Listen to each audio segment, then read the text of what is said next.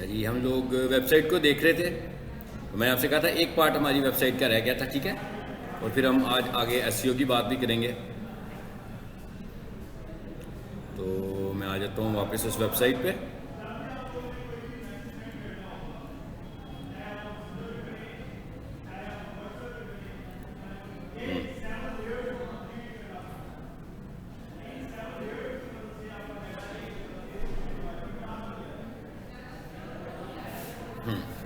Professional kitchen जी, ये थी हमारी फाइल। मैंने इसे दोबारा खोल रहा हूँ।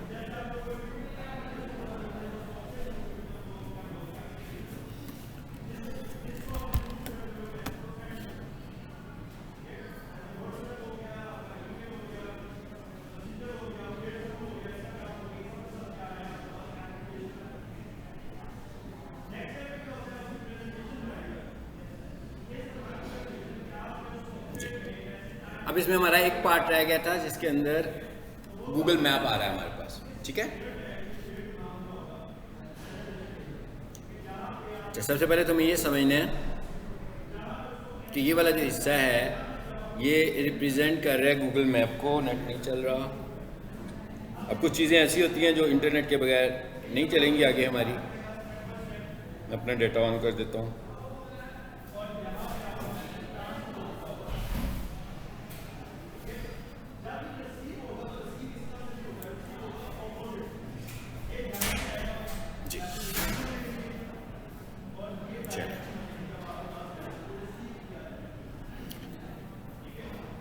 अब इसके साथ आपको गूगल मैप ऐड करना भी आना चाहिए, क्योंकि लाजमी बात है ये तो गूगल मैप पे एड्रेस ऐड हुआ हुआ है।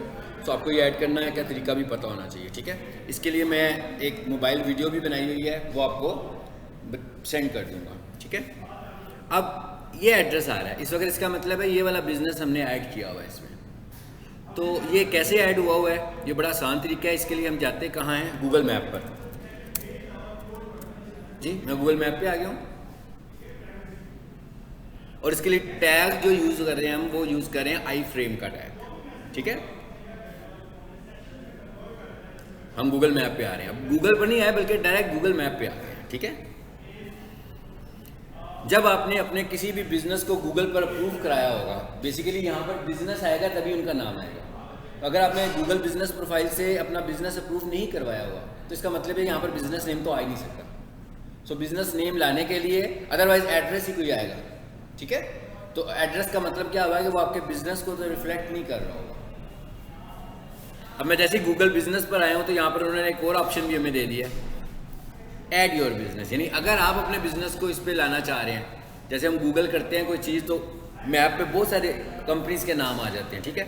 सो इस ऑप्शन से हम किसी भी एड को बिजनेस में ला सकते हैं। इसको भी हम बाद में देखते हैं। इसे मैं ज़रा बंद करता हूँ और यहाँ से फॉर एग्जाम्पल हम कहते हैं जी पीक सोल्यूशन का हम लाना चाह रहे हैं, तो मैं पीक सोल्यूशन पे क्लिक कर दूंगा। अदरवाइज आप जिस बिजनेस का लाना चाहते हैं आप उस बिजनेस का यहाँ पर नाम लिख देंगे और शर्त क्या है कि वो बिजनेस गूगल पर होना चाहिए पहले से, ठीक है।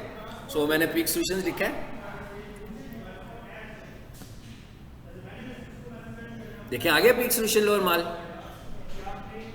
और साथ ही ये क्या लिखा हुआ आ रहा है, शेयर। अभी बेसिकली हमें क्या चाहिए, इनके गूगल मैप का कोड चाहिए ताकि हम उसे अपनी वेबसाइट पर ऐड कर सकें। और शेयर का बटन आप क्यों यूज़ करते हो, इसे शेयर करने के लिए। किसी जगह पर एक शेयर करना होता है, हम किसी से वैसे पर्सनली तौर पर शेयर करते हैं कि भाई आपने हमारे पास आना है तो इस एड्रेस को फॉलो करते हुए आ जाए। एक हमने इसको शेयर करना है अपनी वेबसाइट के ऊपर एज ए कोड कि कोई भी बंदा जब हमारी वेबसाइट देख रहा हो तो उसमें हमारा बिजनेस नजर आ रहा है, ठीक है। तो मैं शेयर का बटन प्रेस करता हूं जी, और ये क्या लिखा हुआ है जी, copy link.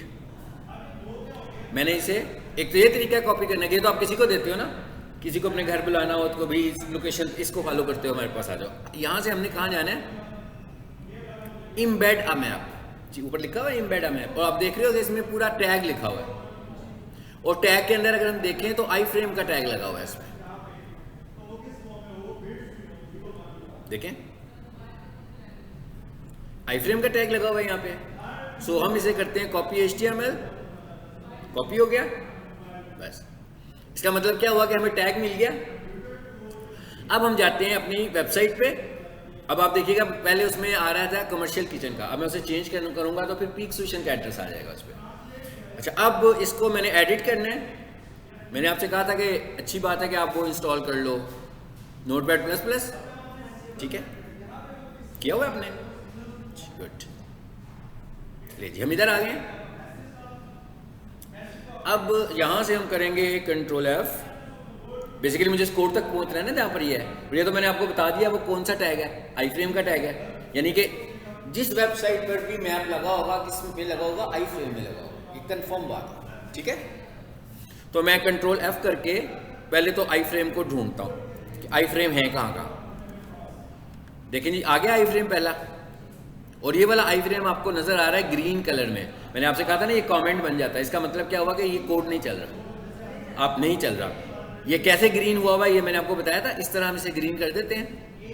Less than sign of exclamation, basically क्या किया हमने, इसको कोड का हिस्सा नहीं रहने दिया, कमेंट बना दिया हुआ इसको।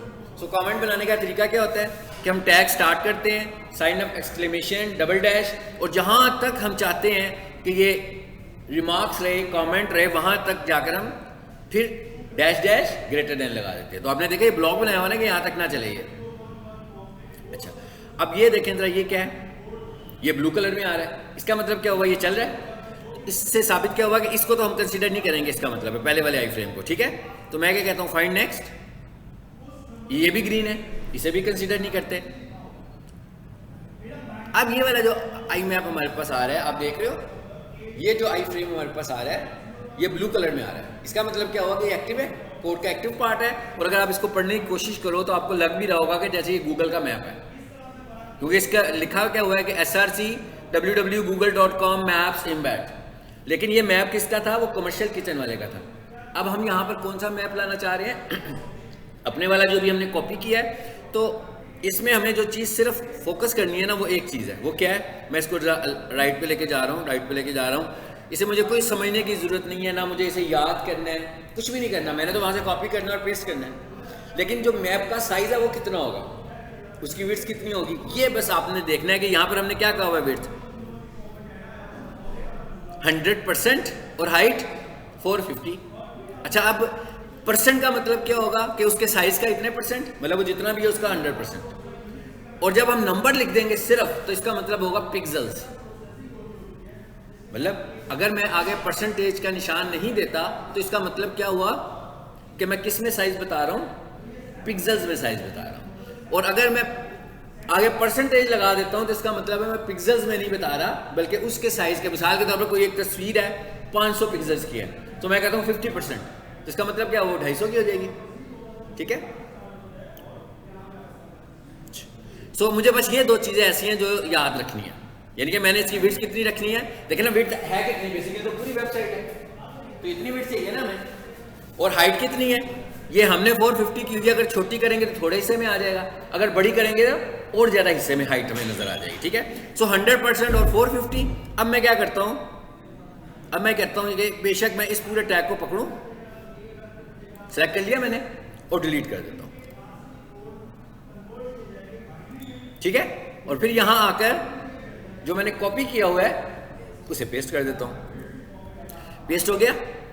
साइज देखें जरा क्या आ रहा है, हाइट तो उसने भी 50 पिक्सल ही रखी है, लेकिन विड्थ तो उसने कितनी रखी हुई है, 600।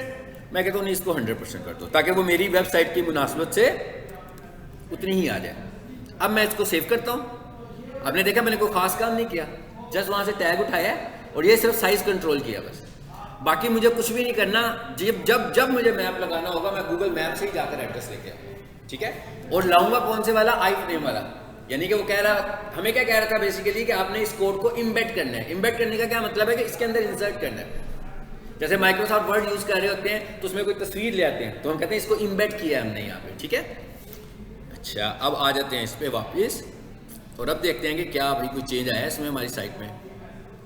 यानी सूलन क्या होना चाहिए, इसको चेंज होना चाहिए ना। अब मैं इसको रिफ्रेश करता हूं,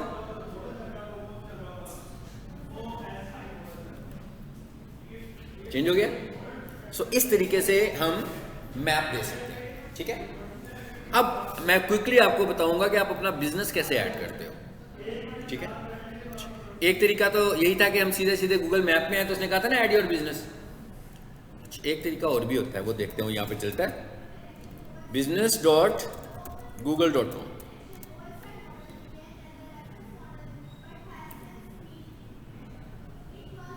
अच्छा, ये क्योंकि मेरे अकाउंट में ऑलरेडी बिजनेसेस हैं इसलिए वो यूं कह रहा है। सो मैं अगर किसी ऐसे अकाउंट में जाऊं जिसमें मेरे पास बिजनेसेस ना हो,